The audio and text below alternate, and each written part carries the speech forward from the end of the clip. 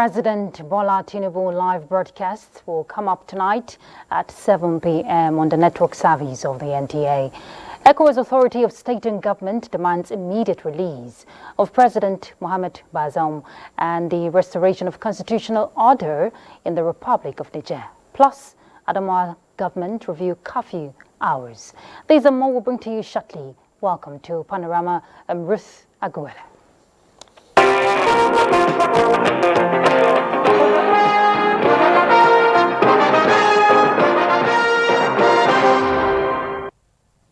President Bola Tinubu will today, Monday, 31st July, make a broadcast to the nation. A statement by the Presidential Advisor on Special Duties, Communications and Strategy, Dele Alake, indicates that the broadcast is scheduled for 7 p.m. tonight. Television, radio stations and other media outlets are enjoined to hook up to the network service of the Nigerian Television Authority and Radio Nigeria for the broadcast. The ECOWAS Authority of State and Government has demanded immediate release of President Mohamed Bazoum and the restoration of constitutional order in the Republic of Niger. At an extraordinary session summoned by President Bola Tinubu in Abuja, the authority described the detention of President Bazoum as an hostage situation. State House correspondent Musbahu Danwahab reports. Another political instability and security breach is a week-old in Niger. A situation already claiming properties in jungle justice, even as some still nurse the fear for the looming day of reckoning in the hands of the unconstitutional masters. There is a desperate situation in a sister West African nation. A desperate measure is needed, and ECOWAS heads of states and governments are the immediate friends in need. The situation is a test of resolve of ECOWAS under a new leadership of President Tinubu that has promised zero tolerance for coup d'etat in the sub-region. I want us to be strong, forceful, and resolute about the survival of Bazoum, as well as the freedom and restoration of the constitutionally elected body in the Niger Republic. But no more time for us to sign a warning signal. It's time for action, and we should walk our talks. Beyond condemnation of the unconstitutional takeover of power and detention of a democratically elected president, ECOWAS says it is ready to wield the big stick on the military junta. In the event the authorities' demands are not met within 1 week, take all measures necessary to restore constitutional order in the Republic of Niger. Such measures may include the use of force. To this effect, the chiefs of defense staff of ECOWAS are to meet immediately. In the meantime, the following measures are to be applied with immediate effect. 1. Closure of land and air borders between ECOWAS countries and Niger. 2. Institution of ECOWAS no-fly zone on all commercial flights to and from Niger. Suspension of all commercial and financial transactions between ECOWAS member states and Niger. Freeze all service transactions, including energy transactions. Freeze assets of the Republic of Niger in ECOWAS central banks. Freeze of assets of the Niger state and the state enterprises and parastatals in commercial banks. Suspension of Niger from all financial assistance and transactions with all financial institutions, particularly EBID and BOAD. The military junta has a weak ultimatum to yield to the demands of a regional bloc or face the wrath. Other international agencies, including United Nations and African Union, also align with the resolve of ECOWAS. And so ECOWAS and its allies have backed loudly, coming from Abuja, But whether the authority will bite hard, like promised by President Bola Tinubu during his inaugural speech, remains to be seen. From the State House, Mutbal Wahab, NTA News. The Acting Inspector General of Police, Kayode Egbetokun, has announced the establishment of the School's Protection Squad. A statement by the force notes that the squad is a specialized unit within the Nigeria Police Force, tasked with drawing up policies and engaging relevant stakeholders to ensure the safety and protection of students, teachers, and school infrastructure. The squad will be equipped with relevant assets and advanced training in effect to effectively respond to security challenges facing educational institutions across the country. Meanwhile, the acting IGP believes that through collaborative efforts and a united approach, Nigeria can build a robust education system that guarantees a secure and conducive learning environment for every child. The Adamawa state government has reviewed the curfew imposed in the state from 24 hours now to start from 6 p.m. to 6 a.m. The development is as a result of the return of peace and order we hear in Yola and its environs. Let's hear from Yusuf Jika. The 24-hour curfew imposed on Yola, the Adamawa state capital, is to restore order and to ensure necessary measures are being put in place after hoodlums broke warehouses and looted items Sunday morning. Deputy Governor Professor Kaletapo of Rauta George, who briefed journalists after the State Security Council meeting, said the council is satisfied with the level of compliance of the curfew imposed as well as the return of peace and order across the state. She noted that the review of the curfew from 6 p.m. to 6 a.m. is to allow people go about their normal businesses, calling on them to be law-abiding citizens at all times. The relaxation for the curfew between 6 p.m. and 6 a.m. will be reviewed hourly by the security agencies, and if there's any other need to pass any information to our people, we will do that promptly. So we expect that business will go on as usual, our students will be on their way to schools, and life will go on unless where we find a breach of security and protocol. The Deputy Governor revealed that the level of damage made so far is yet to be ascertained, maintaining that the security operatives will continue to maintain vigilance through patrol and deployment at strategic points to ensure orderliness. In Yola, Yusuf Jika, NTA News. Right, we now join our correspondent from Yola, Bilikisu Abubakar at Mubi Roundabout. She has to give us an update right now. Bilikisu, I'm sure you can hear me very clearly. The state government has reviewed the curfew hours. It used to be 24 hours, but now it's starting from 6 p.m. to end 6 a.m. What's the present situation regarding that? Well, as you've rightly said, right now we are at the Mubi Roundabout, which is the center of the capital city of Yola. The normalcy has now restored as people are going about their legitimate and normal activities. The peace has returned in Adamawa generally. People of Adamawa State are obviously very happy with the security measures taken by the Adamawa State government, while the community and religious and also the traditional rulers are calling on people to be calm and also maintain peace and order. And also, while the police and the other security agencies were on strategic locations to ensure that the state is under control. People are very happy. Beside me is Madam Lois Sunday, who is standing with me here, who is a businesswoman in Adamawa State. Madam Joyce, how would you describe the situation in Adamawa State? Just looking at the fact that the Adamawa State government has reviewed the 24-hour curfew from 6 p.m. to 6 a.m. Yeah, the only thing I can say now that the place is quiet, everything is moving normal, the bikes are also moving. We just hope that the situation will continue to be like that.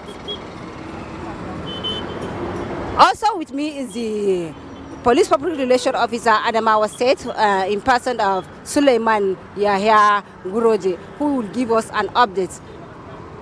The PPRO, what is the latest development as regards to the arrest made by the police? So as it is now, I will be glad to inform members of the public that virtually we have 110 suspects apprehended in connection of this heinous crime. So as it is now, the Commissioner of Police have already directed that investigation to be concluded, and in a few moments we are going to charge them to court for law to take its course. And it will equally interest you to know that the sister security agencies equally made some arrests. So they have reached out to the command, very willing to hand them over to the police immediately after profiling the suspects, and as soon as that is done, we are going to join them all together and now charge them to court for law to take its course.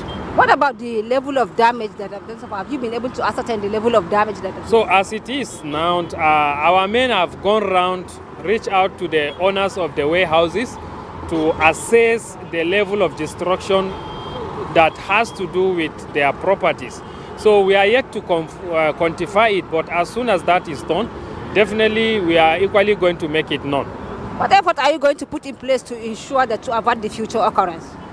Now, as you can see, we have already adopted what we call visibility policing. We have taken police now down to the ladder, posted police every entry and exit of the routes. So we have made police very accessible. So by the time somebody somewhere is having problem, all we need is timely information and expect from us prompt response to distress calls. Thank you very much. The other is the police public relations officer Adamawa State, in person of Suleiman Yaya Ngoroje. And this is the situation of Adamawa. The state now is camped and is beehive of activity. People are going about their normal business. Back to studio in Abuja. Bilkisu, just before you leave, just to get something clear, were you able to get in contact with some of the people who were affected? Talking about the victims whose businesses were vandalized. What are they expecting as a means of compensation? That is, if you're able to talk to anyone. Sorry? Did you get me, Bilkisu? Bilkisu, did please you hear come my again? question? I didn't get you right. Okay, let me take it again. I said, were you able to talk to any of the victims, talking about the persons that their businesses were vandalized? What are the expectations at this time? Were you able to get anyone to speak to?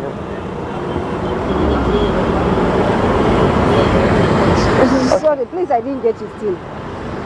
Okay, I'm sure the signal there for Bilkisu, it's quite challenging, but definitely we'll bring you update as events unfold. Let's turn to other issues. Nigeria will further open her economic potential, we hear, to the outside world, as well as boost national growth and development when the Oguta River Port project in Osemoto in Imo State is completed. The Managing Director of National Inland Waterways Authority, NIWA, Dr. George Mogalu, made this known during a one-day inspection visit to the project site. Kinsley Ononiwo reports. Oguta River Port project, which was awarded by the federal government some years back, has been in a state of abandonment before the past administration of President Muhammadu Buhari made effort to resuscitate it. That particular effort of resuscitating the port project did not yield the much expected dividend, as it also returned back to its state of abandonment. Having realized its potentials to the economic growth of the Southeast geopolitical zone and the rest of the country, the present administration, through the National Inland Waterways Authority, has concluded arrangement towards completing the all-important river port. The newer managing director, Dr. George Mogalu, who on arrival toured around the project site, said the river port, when completed, will contribute more to the growth of the national economy, as well as attract direct foreign investment. If this port is completed and functional, I can guarantee you that, knowing our people, properties will be scattered left, right, and center here. We need to get this port off the ground. A stakeholder from the host community, who is also the Imo State Commissioner for Niger Delta Affairs, Prince Henry Okafor, said the project, when completed, will usher in economic and infrastructural development in the area and its environs. If this port is completed and the access route is open, cattle and tomatoes can enter in a local vessel, and here will turn out to be another market. He also commended the effort the managing director of National Inland Waterways Authority, Dr. Moralu, is making towards the realization of the project. In Owerri, Kingsley Onaniwu, NTA News. Former President of South Africa, Thabo Mbeki, and the diplomatic corps in Nigeria are urging the African Union to strengthen all democratic structures to deter resurgence of coup d'etat in Africa. Mr. Mbeki was speaking at the 5th lecture series of the Ministry of Foreign Affairs organized by Association of Foreign Relations Professionals of Nigeria. Garba Natala reports. The lecture, virtually joined by the former South African president, centered on the theme examining the nexus between foreign policy goals and democratic governance. Africa has clear goals which are articulated through the African Union and the regional economic community. Call upon our African leaders. Speakers unanimously agreed on resilient approaches in addressing the root causes of every conflict on the continent. The politics and governance in their countries are inclusive and free as to promote peace and stability. We should do much, much more.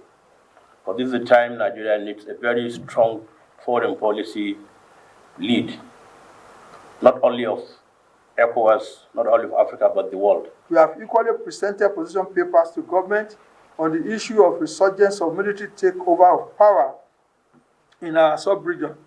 We have also participated in the process of resetting our foreign policy agenda to a smart format. They tasked state governments to always employ expertise of foreign relations experts in sustaining democratic governance to accelerate development and ensure stability across the continent. In Abuja, Garba Muhammad Natala, NTA News. All right, let's go on a break. We're back. Please stay tuned. The counsel of our fathers. I will urge and advise our younger generation to use talent and brain to sort out problems, not arms.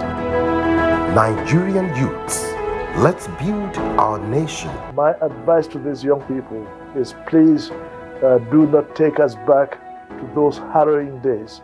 You probably do not know what it is. I believe we have fought one civil war too many in this country. So those who experience it will run away from it. Nigerian youths, let's build our nation together.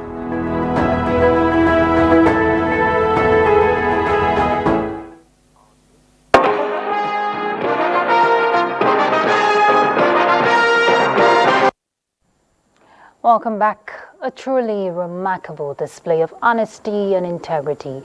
This was the case of a young Nigerian hotel worker, Ngozi Mary Kikwaru, who recently found $70,000 in one of the rooms in the hotel where she works. And bracing all odds, she ensured the misplaced sum was returned to the rightful owner.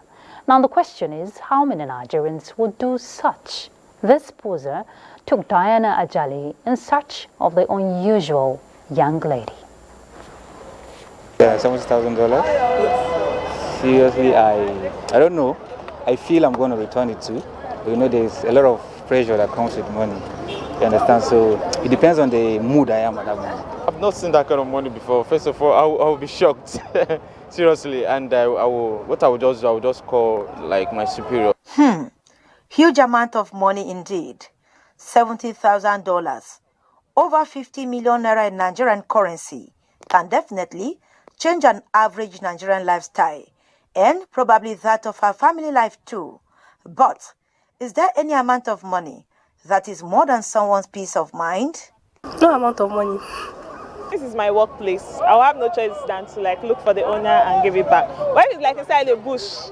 or on the roadside. It's my money. But for those who are still doubting that good and trustworthy Nigerians exist, here is Ngozi Kekwaru, a hotel worker, proving beyond that doubt as she returned a sum of 70,000 misplaced dollars found. How did it happen? Let's hear from her. I work in the guest service department. So on this day, I was called to come help fix a safe. The safe had an issue. So when I got to the room, I was the only person in the room. I opened the safe and lo and behold, I saw a bag of money. When I got close, I was dollar. I was actually scared. So I had to pick up the phone and call the office. I found something and I was asked to bring it to the office, and when I got there, it was handed over to the management. Now, what does the character of this young lady portray for Nigeria as a nation and her citizens? Goes a long way to tell a very fantastic, good story about Nigeria, that we are reliable. And we have Nigerians that the whole wide world can love and be ready to do business with.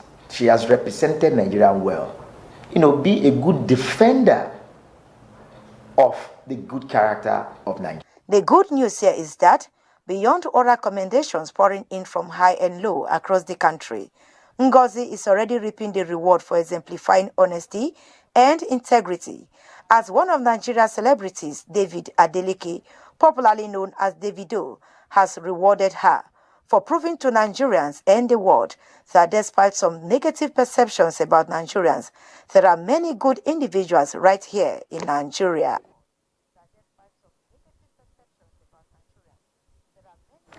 Nigerians are still patriotic, don't you think so?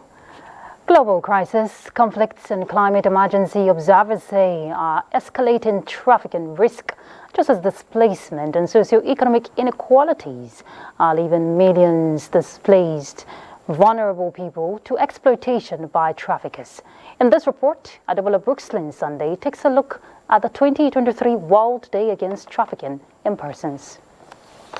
From the United Nations Office on Drugs and Crime, UNODC, show that over 70% of detected trafficking victims are women and girls, while nearly one-third are children. This year, the United Nations, in line with its transformative promise of the 2030 Agenda for Sustainable Development, is focusing on leaving no one behind. To truly leave no one behind. This requires support from all sectors of society, from healthcare to social services to law enforcement. The general public can help too, by reporting suspicious activities and services that may exploit trafficking victims.